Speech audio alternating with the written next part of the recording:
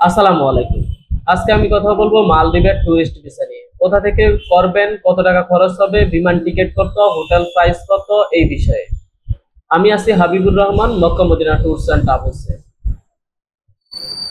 আমাদের এখানে সর্বনিম্ন দামে বিশ্বের সকল দেশের বিমান টিকিট করতে পারবেন এবং হোটেল বুকিং করতে পারবেন।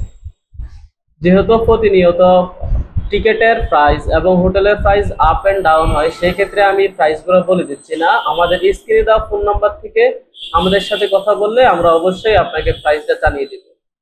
অবশ্যই আপনার পাসপোর্টের 6 মাসের উপরে মেয়াদ থাকতে হবে এবং আপনার সাথে রিটার্ন এয়ার টিকিট থাকতে হবে এবং হোটেল বুকিং থাকতে হবে। তাহলে আপনি মালদ্বীপে ভ্রমণ করতে পারবেন। যদি এগুলোর মধ্যে কোনো একটা আপনার কাছে না থাকে, তাহলে আপনি মালদ্বীপে ভ্রমণ করতে পারবেন না। এবং কোনো একটা সরকারি ব্যাংক থেকে আপনার পাসপোর্টে $500 পরিমাণ এন্ডোর্স করতে হবে এবং আপনাকে $500 সমপরিমাণ টাকা আপনার কাছে রাখতে হবে। তাহলে আপনি মালদ্বীপে ভ্রমণ করতে পারবেন অনায়াসে।